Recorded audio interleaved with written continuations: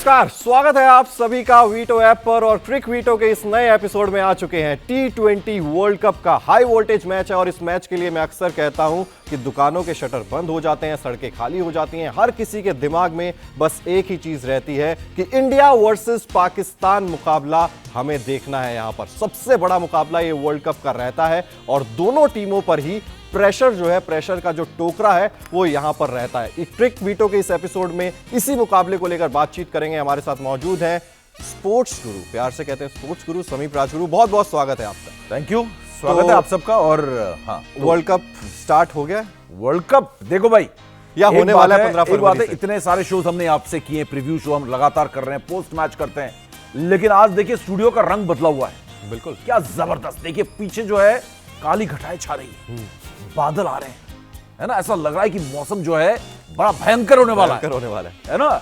सब जो है अपने घरों में रहें या रेनकोट्स निकाल लें, घरों से बाहर तभी निकले जब जरूरत हो। कुछ इसी तरीके का घनघोर घटाएं जो है छाई जा रही हैं।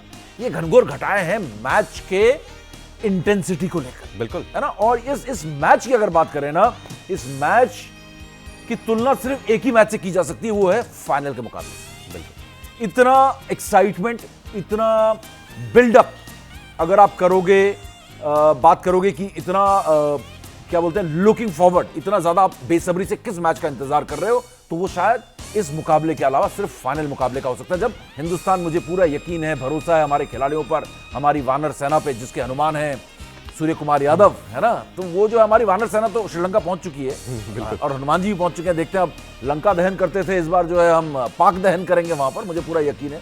लेकिन इस मुकाबले के बराबरी का कोई मुकाबला दुनिया की किसी भी मुकाबला जो है इसकी बराबरी नहीं कर सकता है। क्रिकेट ही नहीं, अक्रॉस अदर स्पोर्ट्स भी आप जाएंगे तो मेरे ख्याल से अगर आप टॉप 5 फुटबॉल, बास्केटबॉल, टेनिस ऐसे निकालेंगे हिस्ट्री में, तो ये तो डर्बी मैच है। हालांकि टेनिस में क्या होता है कि दो राइवल्स आते हैं, रिटायर हो जाते हैं, तो वो मुकाबला, चैलेंज खत्म हो जाता है। राफा और फेडरर जैसे थे, अब आज वो नहीं है, तो वो आज सिनर और अल्कराज में वो इंडिविजुअल होता है। लेकिन कंट्री का जो वो होता है टकराव, बिल्कुल यार, नो मैच। मतलब फुटबॉल में हो सकता है कि जर्मनी इंग्लैंड हो या एक आध और निकल आए कहीं इधर उधर छोटे मोटे, लेकिन पाकिस्तान इंडिया, क्योंकि ऐसी लड़ाइयां किसी देश के किसी मुल्क के बीच में नहीं हुई है भाई। बिल्कुल, ऐसी लड़ाइयां किसी ने आपस में नहीं लड़ी हैं। 5-5, 6-6 जंग, एक कंट्री हमारे यहाँ पे आतंकवादी हमले करवा रहा है, पता नहीं, है ना। उनके किसने कहा था कि गिव इंडिया 1000 कट्स, जो वहाँ पे बांग्लादेश जब वो हमने उनसे तोड़ दिया था 71 वॉर हारने के बाद, उनके जो जनरल थे जिया लोग ने कहा था गिव इंडिया 1000 कट्स। तो इस तरीके की एनिमोसिटी है, दुश्मनी है, बिल्कुल, है ना। एक दूसरे के खून के प्यासे, एक दूसरे के नहीं, एक ही हमारे खून का प्यासा है। हम तो बोलते हैं भाई खून मत पियो, शांति से रहो, हम आपका खून नहीं पिएंगे। इंडिया तो बहुत शांत है, इंडिया तो शांत रहो, हमें भी शांत रहना दो। इंडिया, ये मैं इसलिए इतनी सारी बातें कर रहा हूं क्योंकि इंडिया तो इतना विवाद हुआ पाकिस्तान को लेकर। इंडिया ने देखो चैंपियंस ट्रॉफी में इस विवाद को थामा, पाकिस्तान को मौका दिया कि आओ खेल लो। बिल्कुल, आपकी हैसियत इसलिए है वर्ल्ड क्रिकेट में क्योंकि आप हमारे राइवल्स हो, और वहां पे हाइब्रिड मॉडल इंडिया ने बोला कि हाइब्रिड मॉडल में खेल लेते हैं, ठीक है। आप हमारे, इंडिया को क्या पड़ी थी कि श्रीलंका में जाके खेलना है। बिल्कुल, इंडिया बोलता पाकिस्तान के बिना खेल लेते, लेकिन यार इंडिया ने मौका दिया। तो यहां पर यह बात साबित होती है कि शांत भाई, शांत मियां भाई, शांत हो जाओ, हम खेलने के लिए तैयार है। लेकिन पाकिस्तान शांत नहीं होता। पाकिस्तान को हमेशा एक ना टीस, एक चुभन है कि इंडिया को हराना है, हर मैदान में हराना है, उनसे आगे निकलना है बाय हुक और क्रुक। बिल्कुल, तो ये है, तो इसलिए मुकाबला मैचलेस है। ये मैच ऐसा मैच होगा जहां पर क्वालिटी ऑफ क्रिकेट डिपेंड नहीं करती है, सिर्फ और सिर्फ डिपेंड करता है नतीजा। एग्जैक्टली, बिल्कुल, नतीजा डिपेंड और करता है। एक ही नतीजा है इसमें, भारत वो है जीतेगा। नहीं, एक ही नतीजा है दोनों टीमों के लिए एक्सेप्टेबल, वो है जीत। बिल्कुल, एग्जैक्टली, जीत यहाँ पर है। और जो आपने यहाँ पर पूरा बताया है जिस तरीके से, तो वो साफ दिखा रहा है कि हर किसी फैन के लिए, हर किसी दर्शक के लिए इतने एक्साइटेड आप थे पहले, आज इतने मैचेस निकल गए आज। मैं तो बहुत एक्साइटेड हूँ अभी। हाँ, वही मैं कह रहा हूँ, इस समय मेरी एक्साइटमेंट, मेरी वॉइस में जो एक्साइटमेंट है वो नेचुरल है। मतलब मैं अपने आप उत्सुक हूं। मैं ऐसा नहीं कि मैंने अपने आप को, मैं प्रिटेंड कर रहा हूं कि भैया मैं आ गया हूं, पाकिस्तान का मैच है और मैं जो है ज्यादा जोर से बोलूं। नहीं, ये अपने आप एक्साइटमेंट अंदर से आ रही है। बिल्कुल, आप में भी आ रही है। आप जब आज शुरू हुए, मैंने देखा कि ओ मैच शुरू होने वाला है, ये होने वाला है, क्योंकि वो एक्साइटमेंट सब में आ जाती है एग्जैक्टली, जब पाकिस्तान सामने होता है। बिल्कुल, वही मैंने कहा ना, हर किसी दर्शक के लिए इट इज पर्सनल। अब ये पर्सनल मैच, Oh, yes. तो ये पर्सनल लेने वाली बात है यहाँ पर। लेकिन बिल्कुल क्रिकेट के लिहाज से अगर हम बात करें तो यहाँ पर ये देखने वाली बात होगी, शुरुआत से हमें पता है एशिया कप में भारत ने 3 मुकाबले जीत लिए थे पाकिस्तान के खिलाफ, और टीम इंडिया क्रिकेटिंग लिहाज से बहुत आगे है पाकिस्तान से। लेकिन क्योंकि पाकिस्तान श्रीलंका में बैठा है खूंटा गाड़ के, टेंट बंबू जो है सब कुछ वहीं पर श्रीलंका में गाड़ रखा है, तो एक अलग से एडवांटेज यहां पर पाकिस्तान को मिलता हुआ नजर आ रहा है, क्योंकि कंडीशंस के हिसाब से अपनी टीम को, सारे खिलाड़ियों को पूरे तरीके से ढाल चुके हैं। क्या कॉम्बिनेशन रहने वाला है, स्पिनर्स को मदद मिलती है तो 5-5 स्पिनर्स लेके खेलती है पाकिस्तान की टीम। अब टीम इंडिया के लिए परेशानी क्या है, आपको वहां पर जाकर खेलना है। यहां पर बल्लेबाजी के लिए पिचेस बहुत अच्छी थी, वहां पर जाओगे तो 2 पेस मिलेगी, थोड़ी स्लो मिलेगी, स्पिनर्स को मदद मिलेगी, यानी कि पूरा जो आपने अभी तक तैयारी की है, जो पूरा प्रोसेस आपने यहां पर तैयार किया था, उसमें अब आपको सडनली एकदम से बदलाव करना पड़ेगा, और वो भी बहुत बड़ा बदलाव करना पड़ेगा। इस बदलाव को टीम इंडिया करने के लिए क्या तैयार है? क्या पाकिस्तान के खिलाफ वो जो एडवांटेज टीम इंडिया को था क्रिकेट के लिहाज से, वो श्रीलंका में पाकिस्तान के होने की वजह से बहुत कम हो गया? देखो यार, अगर बात करें एशिया कप में हमने उनको 3-0 हराया, हर मैच में हराया, यूएई में मुकाबला था। लेकिन अगर आप थोड़ा सा पीछे जाओगे जी, 2023 में एशिया कप श्रीलंका में खेला गया था, वर्ल्ड कप से पहले जी, और वहां पे भी हमने उनको धोया था, और हमने बहुत जबरदस्त प्रदर्शन वहां पर किया था। और ऐसा धोया था, इतना जबरदस्त प्रदर्शन हमारा था उस एशिया कप में कि मतलब उस परफॉर्मेंस को अगर आप देखोगे तो श्रीलंका हमारे लिए मतलब ऐसा है जैसे हम घर पर ही खेल रहे हैं। लेकिन एक एडवांटेज यहां पर बदला क्या है कि जो आपने बात की ना, कि लगातार वहां पर खूंटा गाड़ कर बैठा हुआ है, वहां पर खेल रहा है, और श्रीलंका को मालूम है कि पाकिस्तान को मालूम है कि श्रीलंका में आपको टीम कैसी चाहिए। उन्होंने 5-5 स्पिनर्स जो है अपनी टीम में सिलेक्ट किए, श्रीलंका के कंडीशंस के मुताबिक उन्होंने अपनी टीम बनाई है, उसी कॉम्बिनेशन से खेल रहे हैं। इंडिया के मैच से पहले 2 मैचेस आप वहां पर खेल चुके हो, तो ये डेफिनेटली एक एडवांटेज पाकिस्तान के पास है। और पिछले इतने सालों में, मैं कहूंगा कि 10, 15, 20 सालों में आप लगातार हारे हो, आप न्यूट्रल वेन्यूज में हारे हो, आप इंडिया में जब आए हो 2012-12 में, तब भी आप हारे हो। लेकिन इससे अच्छा एडवांटेज पाकिस्तान के पास नहीं है कि वो इंडिया को हरा सके इस बार, क्योंकि उन्होंने सारे एडवांटेजेस जो है हमने उनको दिए हैं। मैं पहले भी कह चुका हूं, ये एक ऐसी रेस है जिसमें हम उनको 50 मीटर का एडवांटेज दे रहे हैं कि आप 50 मीटर आगे से शुरू करो, मैं 50 मीटर पीछे से शुरू करूंगा। जैसे जब आप छोटे बच्चों के साथ रेस करते हैं, तब आप बोलते हो कि ठीक है तुम वहां से, मैं पीछे से दौड़ूंगा। तो इंडिया यहां पर पीछे से दौड़ रहा है थोड़ा सा, तो लेकिन इसके बाद भी इंडिया इस रेस को जीतेगा, मुझे पूरा यकीन है, पूरा भरोसा है, क्योंकि क्वालिटी ऑफ क्रिकेट की अगर बात करें तो हमारी क्वालिटी ऑफ क्रिकेट उनसे बहुत अच्छी है। लेकिन इसका मतलब ये नहीं कि टीम इंडिया जो है आप कंप्लेसेंट हो जाएं, आप ये मानकर ही चले कि हम जीत जाएंगे। पहले हम हमेशा जीतता है, अभी तक 7-1 है हमारा आईसीसी टूर्नामेंट्स में, T20 में रिकॉर्ड, तो हम 8-1 कर देंगे जैसा कि ब्रॉडकास्टर्स दिखा रहे हैं। ये एरोगेंस नहीं होनी चाहिए। ये स्टार स्पोर्ट्स या जियो स्पोर्ट्स अगर इस तरीके के प्रोमोस दिखा रहे हैं, एरोगेंस है जिसमें मुझे पूरा एरोगेंस लोडेड लगता है, वो आई होप कि हमारे प्लेयर्स ने ना देखा हो। इस तरीके की चीजें आपको कई बार ना आपको बोलती है हम तो यहाँ के बॉस हैं, डॉन हैं, हमसे कौन टकराएगा, हमसे जो टकराएगा चूर चूर हो जाएगा। वो गुमान अगर आपके अंदर आ गया तो वो आपको बैकफायर कर सकता है, क्योंकि टीम इंडिया ने अभी तक वर्ल्ड कप में एक भी मैच कन्विंस नहीं किया है कि हर डिपार्टमेंट हमारा क्लिक कर रहा है, और वो भी अगेंस्ट वेरी वीक ओपोनेंट्स। लेकिन इसके साथ ही एक बहुत बड़ी पहचान होती है बड़ी टीमों की, बड़े खिलाड़ियों की, कि बड़े मैच में सडनली उनका परफॉर्मेंस जो है ट्रांसफॉर्म होकर एक नेक्स्ट लेवल पे चला जाता है। आप कई बार होता है कि आप जैसे कि हम कहते हैं ना, न्यूजीलैंड के खिलाफ जिस तरीके से खेल रहे थे, सडनली हो सकता है कि वर्ल्ड कप में ये परफॉर्मेंस ना आए और हम कहें कि ये वही टीम है जो न्यूजीलैंड के खिलाफ इतना है ना, एक तरह से वॉक ओवर कर रही थी, मार्च कर रही थी सामने वाली टीम के ऊपर, है ना, फ्लैग मार्च जैसे करती है ना आर्मी, फ्लैग मार्च जब कुछ राइट वाइट होते हैं, फ्लैग मार्च, तो फ्लैग मार्च करती हुई नजर आई न्यूजीलैंड के ऊपर, और यहां पर तो है वो मार्च ही नहीं दिख रहा है। लेकिन यही टीम पाकिस्तान के खिलाफ हमें सडनली फिर से फ्लैग मार्च करती हुई नजर आ सकती है, क्योंकि बड़ा मैच, बड़ा मोटिवेशन टीम के पास, बड़े प्लेयर्स हैं, और सडनली पाकिस्तान पर आप पर ऐसे हावी दिखेंगे पाकिस्तान पर एक खिलाड़ी, मुझे यकीन है कि इनका टेम्परामेंट जो है ना इस बिग मैच के लिए तैयार है, क्योंकि टेम्परामेंट बहुत मैटर करेगा। क्योंकि आप प्लेयर टू प्लेयर अगर आप कंपेयर करेंगे तो हम बहुत आगे हैं उनसे, लेकिन श्रीलंका में पाकिस्तान के लगातार रहने से, श्रीलंका में जो टीम उनको चाहिए थी 5-5 स्पिनर्स लेके बैठे हुए, अगर हम रणनीति पे आए तो उनके पास एडवांटेज है। तो इस एडवांटेज को आपको काउंटर करने का प्लान करना होगा कि किस तरीके से हम उनके तारिक उस्मान जो कि आजकल थ्रो कर रहे हैं या क्या कर रहे हैं, चकिंग कर रहे हैं, उन पर बहुत सारे सवाल उठ रहे हैं। अगर वो एम्पायर्स नहीं पकड़ते हैं तो क्या वो चैलेंज होंगे? किस तरीके से उनका स्पिन अटैक हमें परेशान कर सकता है, क्योंकि स्पिनर्स के अगेंस्ट हम अच्छा नहीं खेले। हम पिछला मैच जो हम जीते हैं नमीबिया के अगेंस्ट, कितने विकेट दिए? 5 विकेट दे दिए स्पिनर्स, 5 विकेट, और टोटल इस 2 मैचेस में 8 विकेट। आपने ये आंकड़ा कल बताया था जी। 8 विकेट हम स्पिनर्स को दे चुके हैं। स्पिनर्स के अगेंस्ट हमारे पाँव नहीं चल रहे हैं। तो ये आप बेटर है कि आप वर्क करके जाओ पाकिस्तान के खिलाफ। एग्जैक्टली। तो यहाँ पर आपने कोलंबो की बात की थी, तो कोलंबो में आपने कहा हमारा भी घर है, हमारे भी घर जैसा ही है। हाँ, तो आंकड़ों के जरिए भी वो दिखता है। हमारा ज्यादा घर जैसा है, चेन्नई से 100 किलोमीटर तो है। यू प्लेन उड़ता है, 30 मिनट में लैंड हो जाता है। 30 मिनट में लैंड हो जाता है। और रिकॉर्ड्स भी कुछ इसी तरीके के ही हैं, क्योंकि अगर श्रीलंका के आप कोलंबो, गए हुए हो कोलंबो, आपने तो देखा हुआ है कोलंबो वगैरह, है ना? बहुत खूबसूरत है, बहुत खूबसूरत है। और T20 स्टैट्स की बात करें तो 15 मुकाबले टीम इंडिया ने खेले हैं कोलंबो के आर प्रेमदासा स्टेडियम में। 11 मुकाबले टीम इंडिया ने जीते हैं। 4 मुकाबलों में टीम इंडिया को हार का सामना करना पड़ा है, यानी कि बहुत अच्छे रिकॉर्ड्स आपको यहां पर दिखेंगे कोलंबो में टीम इंडिया के।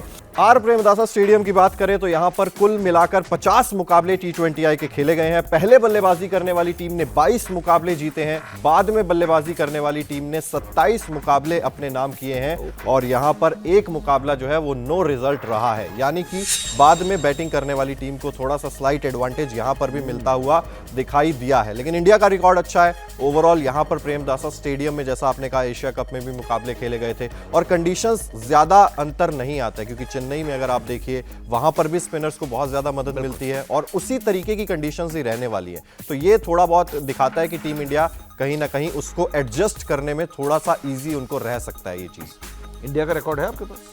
जी, मैंने बताया ना, 9 में से 15 मुकाबले टीम इंडिया ने कोलंबो में खेले हैं। 11 मुकाबले टीम इंडिया ने जीते हैं, 4 में हार मिली है T20। ये रिकॉर्ड तो अच्छा है जी, रिकॉर्ड जबरदस्त है।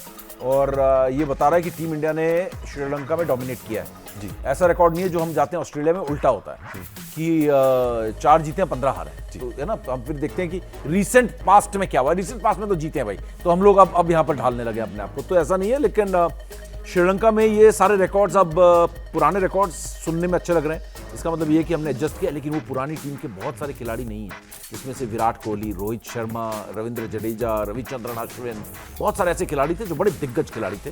वो बहुत सारे दिग्गज खिलाड़ी नहीं है इस टीम के। मैंने अपने एक्स के हैंडल पे भी पोस्ट किया था कि मुझे इस टीम में काबिलियत तो बहुत नजर आती है, लेकिन टेम्परामेंट एक इशू है जो मुझे दिख रहा है कि इस टीम में अभी कम है। जो एक लेवल आप एक्सपेक्ट करते हो कि वर्ल्ड कप जैसे टूर्नामेंट में एक टेम्परामेंट की जरूरत होती है वर्ल्ड कप जीतने के लिए, मैच जीतने के लिए नहीं, वर्ल्ड कप जीतने के लिए जो टेम्परामेंट चाहिए वो फिलहाल इन यंगस्टर्स में, इन युवा खिलाड़ियों में मुझे दिख नहीं रहा है। तो वो एक एरिया है जहां पर सवाल है। दूसरा ये है कि अभिषेक शर्मा, दोस्त, ये रिकॉर्ड्स अब धरे के धरे रह जाएंगे। न्यू डे न्यू मैच, है ना, या न्यू इवनिंग न्यू मैच। आजकल तो इवनिंग मैचेस होते हैं, तो न्यू इवनिंग न्यू मैच। तो जो है अभिषेक शर्मा, यार एक भी मैच नहीं खेले एक तरह से। एक मैच में आपने एक भी गेंद फेस नहीं की, एक फेस की सिर्फ, जिसमें आप आउट हो गए। तो अभिषेक शर्मा पर एक मुझे डाउट है कि अभिषेक शर्मा किस तरीके से स्टार्ट करेंगे।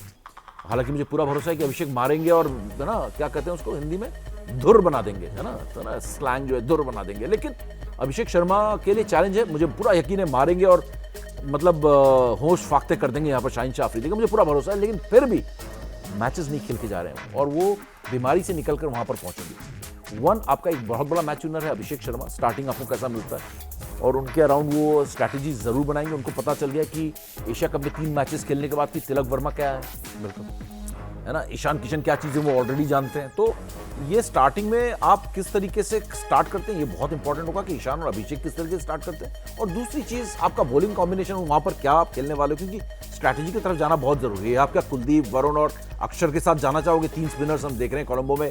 गेंद जो है पिच से चिपकती है, स्टिकी पिच है, गेंद में स्पिन भी है, उछाल भी उतनी ज़्यादा नहीं है, तो ऐसे में स्पिनर्स को बहुत मदद कर रही है कोलंबो की पिच।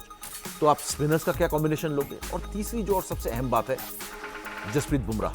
जसप्रीत बुमराह का वो जो है ना जलवा, जस्सी का जलवा जो है वो दिख नहीं रहा है। तो जस्सी का जलवा वो नहीं दिखना हमारे लिए एक एरिया ऑफ कंसर्न है। तो 2-4 एरियाज हैं जो कंसर्न एरिया है, वो जस्सी का जलवा है। बाकी सारे तो ऐसे कि अभिषेक ने मैच नहीं खेले इसलिए वो कंसर्न नहीं है एक्चुअली। वो चलेंगे या नहीं चलेंगे वो हमें देखना होगा, क्योंकि वो बीमारी से निकलकर मैच नहीं खेले, सीधा जा रहे हैं। लेकिन पाकिस्तान के खिलाफ उन्होंने क्या तबाही मचा रखी हमने देखा था यूएई में। तो हमें भरोसा है कि शाहीन शाह अफरीदी को पहली गेंद में चौका छक्का लगा देंगे, लेकिन ना करना भाई, विकेट मत दे देना, क्योंकि अभिषेक के जाने के बाद हम देख रहे हैं टीम पर प्रेशर आ जाता है। हाँ, लेकिन दूसरी बात है, दूसरा है टीम कॉम्बिनेशन।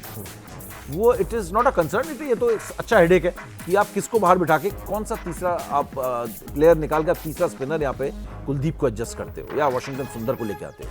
तो ये सारे परम्यूटेशन कॉम्बिनेशन टीम इंडिया को आज बना लेने होंगे, क्योंकि टाइम तो है ही नहीं। आपका एक तो गैप भी बहुत कम मिला, आपको 2 दिन का बिल्कुल टाइम मिला है, और उधर पाकिस्तान 4 दिन से आराम से रेस्ट करके 5वें दिन खेलने आएगा। आई होप कि पाकिस्तान रस्टी नजर आए 4 दिन के रेस्ट के बाद, और हम बिल्कुल रवा, वो रस्टी और हम रवा।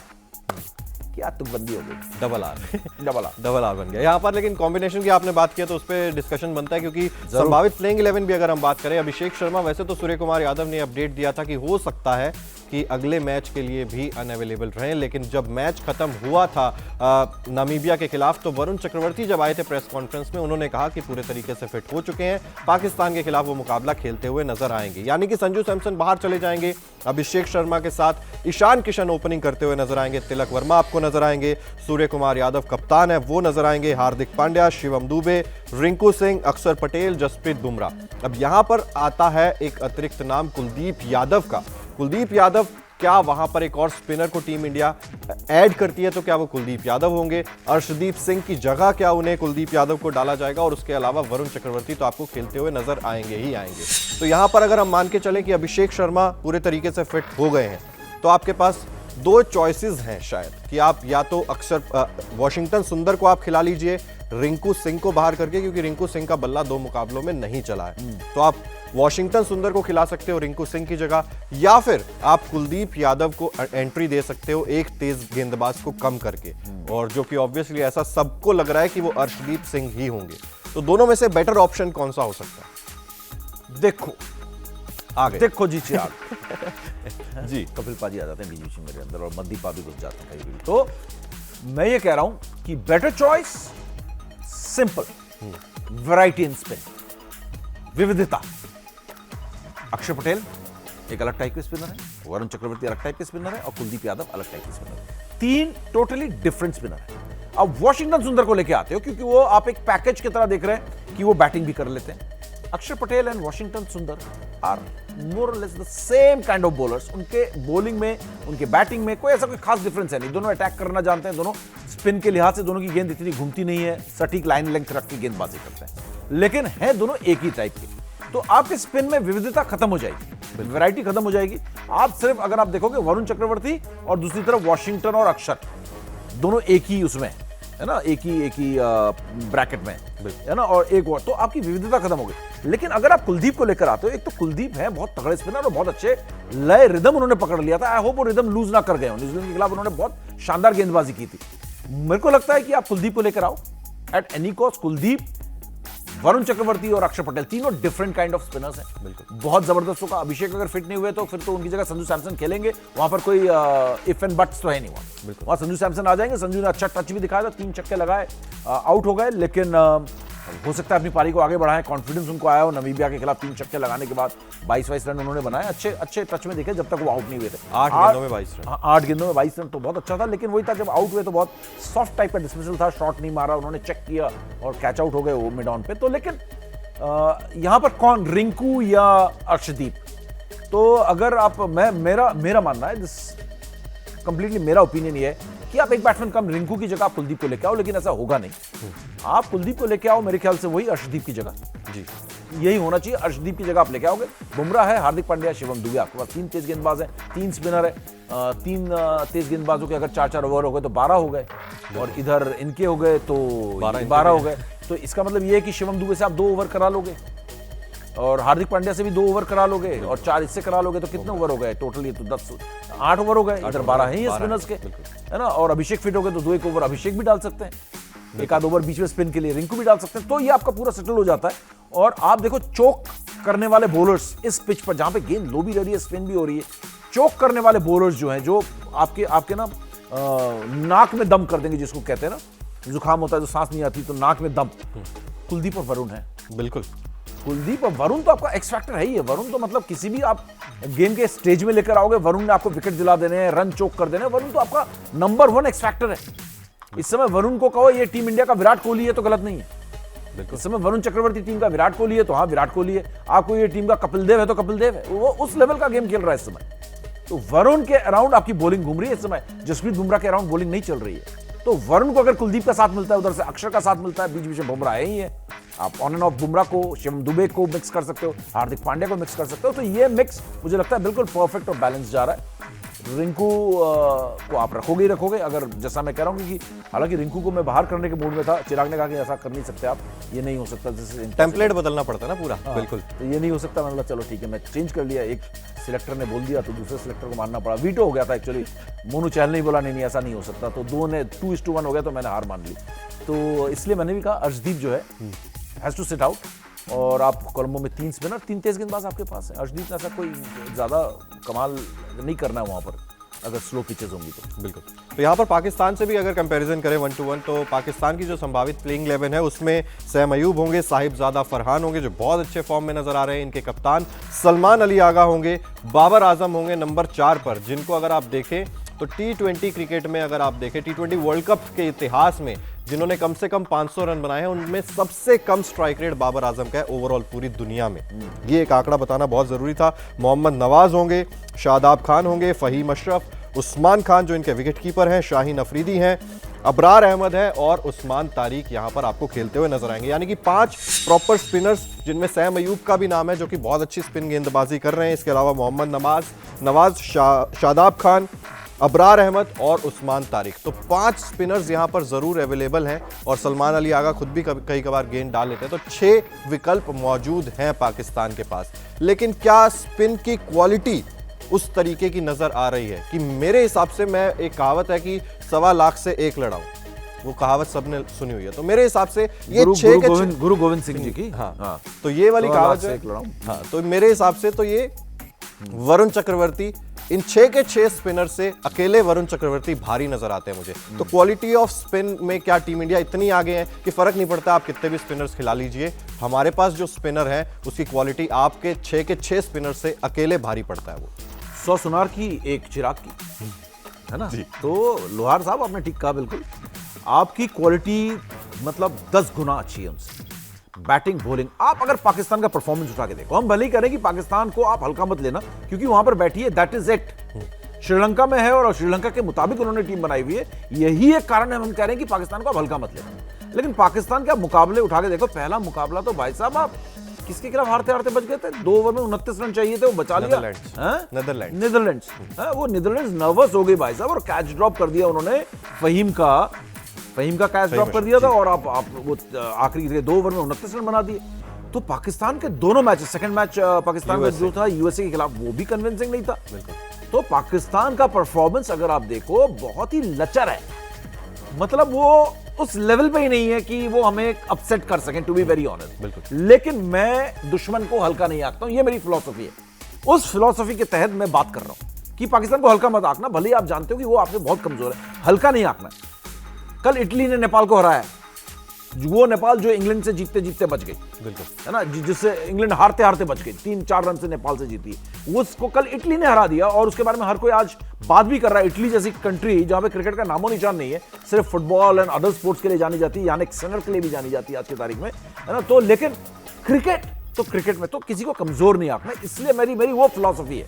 लेकिन अदरवाइज पाकिस्तान 1 नंबर की कमजोर टीम है जी। टेम्परामेंट की मैं जहां पर बात कर रहा हूं, हमारे लड़कों की टेम्परामेंट की बात कर रहा हूं, उनका टेम्परामेंट हमसे 10 गुना पुअर है। बिल्कुल, ना उनकी ओपनिंग चलती है, ना मिडिल ऑर्डर चलता है, उनको बाई चांस जीत रहे हैं वो। अभी तक दोनों मैचेस आप देख लो बाई चांस जीते हैं, हम लोग दोनों मैचेस बाई चांस नहीं जीते। हम लोग परफॉर्मेंस खराब आई, लेकिन उसके बाद हमने एक तरफा मारा, जीत कन्विंसिंग ही थी, जीत कन्विंसिंग हुई। हमारे कुछ डिपार्टमेंट्स नहीं चले, वो एक अलग इशू है। स्पिनर्स को हमने ज्यादा विकेट दिए, हाँ दिए, हमारे मिडिल ऑर्डर थोड़ा सा क्रैक किया है, हाँ किया है, लेकिन ऐसा नहीं था पाकिस्तान जैसा।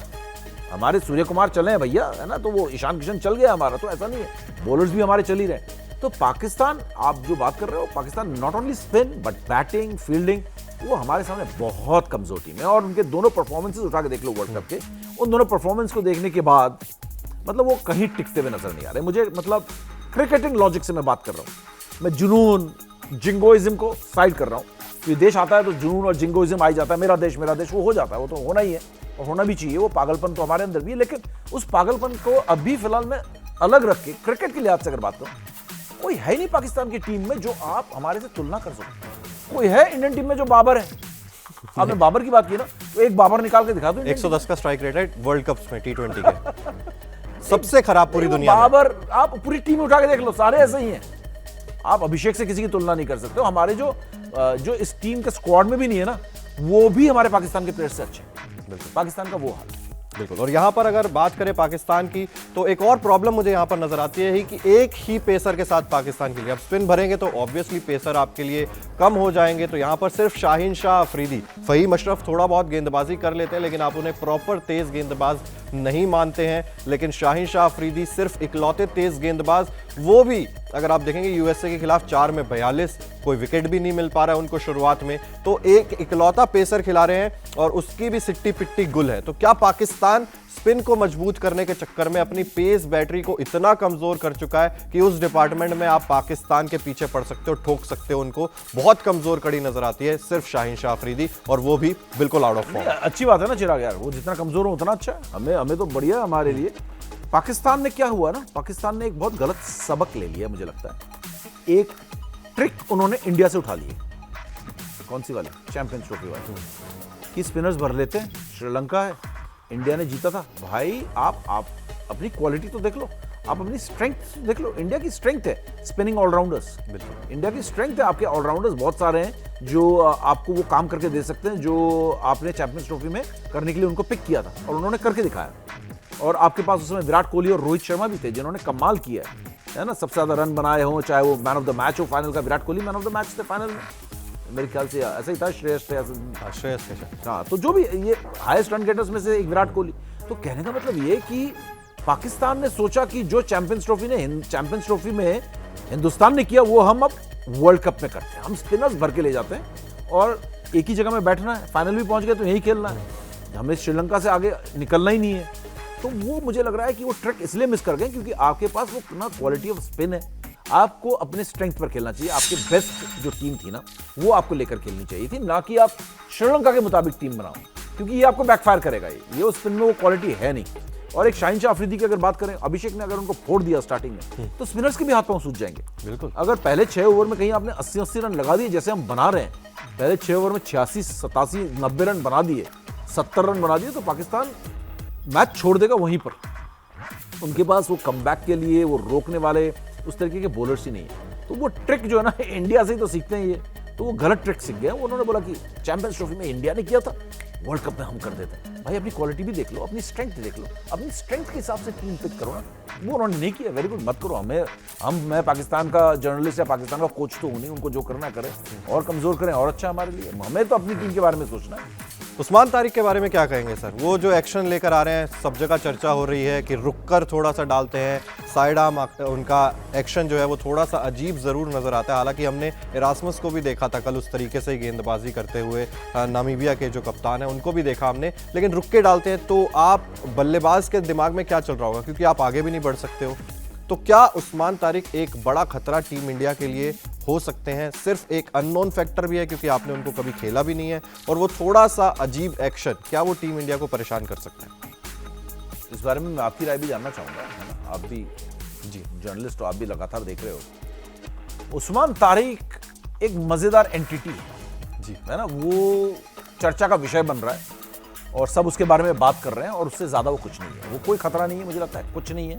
और अगर वो खतरा किसी के लिए है तो चिराग वो अपनी टीम के लिए। कहीं उसको चकिंग के लिए कल कॉल कर दिया गया इस मैच में, और उसकी ओवर्स पूरे नहीं हुए। और चकिंग अगर आपको कॉल कर दिया गया, वो टीम के लिए भी बहुत बड़ा सेटबैक होता है, क्योंकि एक आपको चीटर की तरह देखा जाता है कि ये चक कर रहा है। बिल्कुल। आधी दुनिया इस समय उनके बॉलिंग एक्शन पर सवाल उठा रही है। इरास्मस के बॉलिंग एक्शन पर सवाल नहीं है, स्मूथ एक्शन था, हाथ सीधा था। इनके हाथ टेढ़े हो रहे हैं। कल देखो बहुत सारे ऐसे फोटो आए जहां पर दिखाया एल्बो से बेंड आ रहा है, एल्बो बेंड कैसा कर रहा है यहां पर तारिक उस्मान, और जबकि इरास्मस का हाथ बिल्कुल स्ट्रेट है, ये बेंड कर रहा है, और बेंड करने की वजह से वो पेस जनरेट कर रहा है, जिसको बहुत सारे एक्स प्लेयर्स ने यहां पर डिकोड किया है। बोल रहा है कि तू रुक जाता है, तो रुकने के बाद ये पेस जो जनरेट कर रहा है वो सीधे हाथ के साथ कर ही नहीं सकते, पूरा रुक जाते हो। तो जब तक बेंड नहीं करोगे तब तक वो पेस ही नहीं आई। तो वो सारी चीजें अब एम्पायर्स नोट कर रहे हैं भाई। सबसे बड़ा खतरा उनके लिए ना तारिक उस्मान ऐसा ना हो कि कल छुपा के रखना पड़े। बहुत बार हुआ है, सकलीन मुश्ताक ने फुल स्लीव पहन के बहुत उन्होंने चक किया है। जब पकड़े गए तो उनके बाद सकलीन मुश्ताक गायब हो गए, बहुत सारे ऐसे बॉलर थे। मुरलीधरन पे भी वो इल्जाम लगा, मुरलीधरन का भी असर बहुत कम हो गया, हालांकि उनका नेचुरल बेंड था। हरभजन सिंह पर भी वो लगा चकिंग का, तो उन्होंने भी वो फुल शर्ट पहन के बॉलिंग करते थे, भज्जी भी बहुत दिनों तक, लेकिन वो उनका कहना था चकिंग नहीं करते, लेकिन सवाल उठे तो उनका भी आपके दिमाग में असर पड़ जाता है भाई वो चीज़ों का।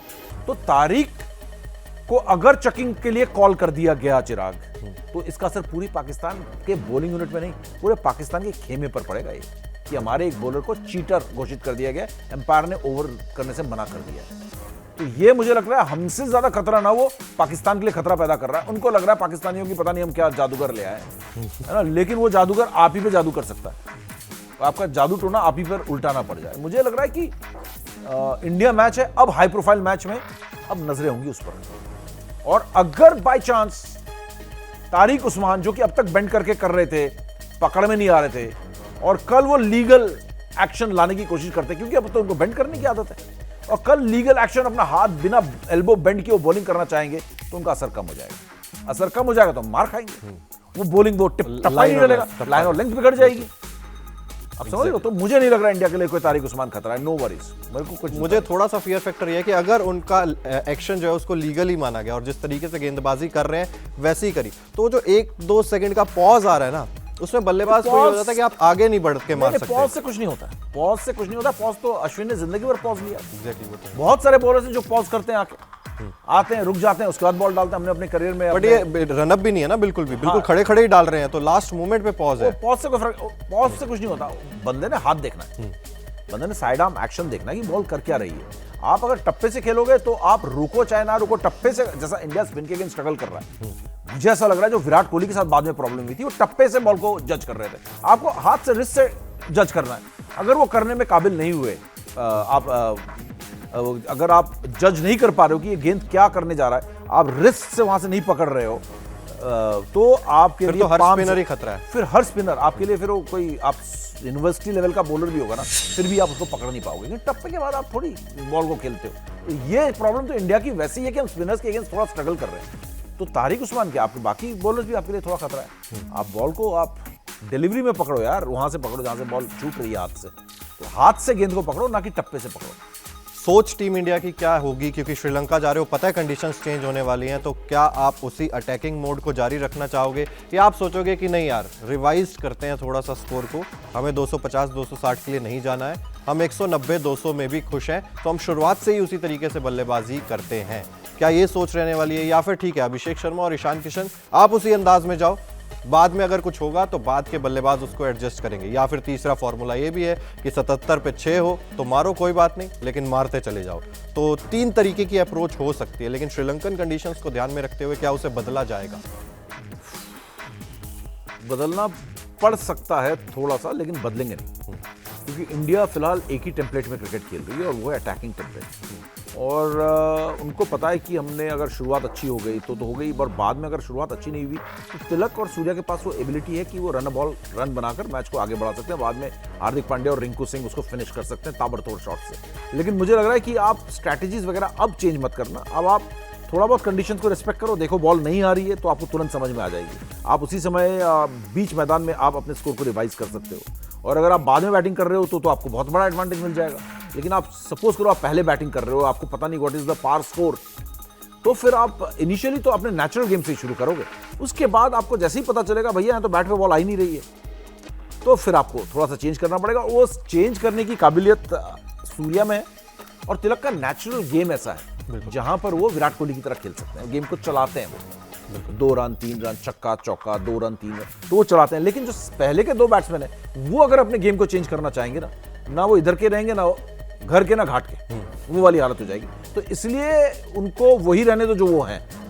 सुपरमैन है, सुपरमैन ही रहने दो दोनों को, सुपरमैन और बैटमैन दोनों को रहने दो। उनको हटाओगे, उनके ओरिजिनल कैरेक्टर से उनको निकालने की कोशिश करोगे ना, तो फिर वो उनसे खेला ही नहीं जाएगा, तो वो नेचुरल रहेंगे। और मुझे लग रहा है कि रिवाइज ऑफ स्कोर लाइन या सडन आपको लगता है कि पिच ऐसी है वैसी है, क्योंकि खेलते हुए भी आप रीड करते हो सिचुएशन को, फिर आपके पास वो डायनेमिक प्लेयर्स हैं सूर्या और तिलक जैसे जो इस चीज को हैंडल कर सकते हैं। हार्दिक पांड्या हार्दिक भी ऐसा खेल सकता है, जो इतना एक्सपीरियंस्ड है, इतना पटेल भी खेल सकता है, अक्षर पटेल भी खेल सकता है, तो है आपके पास। तो अगर जरूरत पड़ी तो डेफिनेटली आपको कंडीशंस को रिस्पेक्ट करके रिवाइज करना पड़ेगा स्कोर को। आप गए 250 के लिए, स्टार्टिंग में उतरे 250 के लिए, लेकिन आपको पता चलेगा नहीं भाई रिवाइज करना पड़ेगा 190। तो आप फिर 190 के ले जाओ। एग्जैक्टली। लेकिन रादर देन कंडीशंस अगर बात करें पाकिस्तान के तरफ से, और कौन सा आपको खतरा लग रहा है प्लेयर्स में? क्योंकि अगर साहिबजादा फरहान की बात करें, उन्होंने एशिया कप में इंडिया के खिलाफ अच्छी नॉक्स खेली थी। फ़हीम अशरफ भी बहुत अच्छे फॉर्म में वहाँ पर नज़र आ रहे हैं। सहम अयूब वो कैलिबर है कि वो ताबड़तोड़ शुरुआत दे सकते हैं यहाँ पर। तो आपके हिसाब से ऐसे क्या फैक्टर्स हैं जिनसे टीम इंडिया को सतर्क रहने की ज़रूरत है? पाकिस्तान से क्या खतरा है टीम इंडिया को? ये पाकिस्तान से टीम इंडिया का अगर आप कंपटीशन की बात करोगे ना, मुझे कोई खतरा नहीं दिखता। साहिबजादा फरहान की आपने बात की, फरहान की बात की आपने, वो एशिया कप में चल गए, इसका मतलब यहाँ पे भी चलेंगे। ऐसी कोई क्वालिटी क्लास नहीं है ये, है ना। ये आप ये लगा लो, आज अगर फखर जमान होते ना तो वो एक खतरा होता आपके लिए, क्योंकि फखर जमान इंडिया के अगेंस्ट चलता है, उसका टेम्परामेंट बहुत ज़बरदस्त था। लेकिन सैम अयूब की आप बात कर रहे हो, साहिबजादा फरहान की आप बात करो, फ़हीम अशरफ की बात करो, सैम अयूब की बात करो, ये प्लेयर ऐसे हैं जो, ये ना पाकिस्तान की वही अनप्रेडिक्टेबल टीम है। हमेशा से अनप्रेडिक्टेबिलिटी रही है पिछले 15-20 सालों से। पहले अनप्रेडिक्टेबल नहीं थी पाकिस्तान, पहले बहुत प्रेडिक्टेबल थी कि ये टीम तो जबरदस्त खेलेगी। वसीम अकरम, शोएब अख्तर, है ना, वकार यूनुस, है ना, तो एक से एक प्लेयर थे, सईद अनवर। तो वो टीम खराब खेलती नहीं थी, वो बड़ी जबरदस्त टीम हुआ करती थी। और अर्ली 90s में भी, 80s में भी बहुत तगड़ी टीम हुआ करती थी। मतलब 20-25 साल इनकी टीम बहुत सॉलिड रही है। मेरे ख्याल से आप अगर पाकिस्तान की टीम 50s से टिल 99 2003 तक अगर आप देखोगे, 50s से 50 के दशक से पाकिस्तान बहुत सॉलिड क्रिकेटिंग टीम रही है। लेकिन पिछले 20 सालों में वो धीरे धीरे धीरे खत्म सी हो गई टीम, वो क्योंकि उनकी कंट्री की हालत ही ऐसी हो गई। तो coming back to the point कि खतरा पाकिस्तान से, पाकिस्तान का खतरा यही है अनप्रेडिक्टेबिलिटी, कि कोई प्लेयर ऐसा ना हो कि चल जाए। तो अगर चल जाए तो उसे रोकने के लिए आपको तैयार रहना चाहिए, क्योंकि ये आएंगे ना इस तरीके से कि भाई चल गए तो चल गए, नहीं तो कोई बात नहीं। तो वो वाले माइंडसेट से ज्यादा हारते तो हैं इंडिया से, एक और हार जाएंगे तो ज्यादा सवाल नहीं उठेंगे। सवाल तो उनके कुछ नहीं उठेंगे। हारना, देखो उनका हारना तो मंजूर है। क्या होगा, पाकिस्तानियों को तो पता है हार गए तो हार गए। वहाँ तो अभी इस समय जो हालत है, इकोनॉमिक हालत वहाँ पर है, लोग क्रिकेट से मतलब हारने पे ज्यादा उनको ये है कि हम कमाएं कैसे, बिजनेस क्या करें। तो वहाँ पर इकोनॉमिक स्थिति जो है, प्रायोरिटीज चेंज हो चुकी हैं। प्रायोरिटीज में क्या होगा, वो पुराने टीवी भी तोड़ लेंगे एक आध।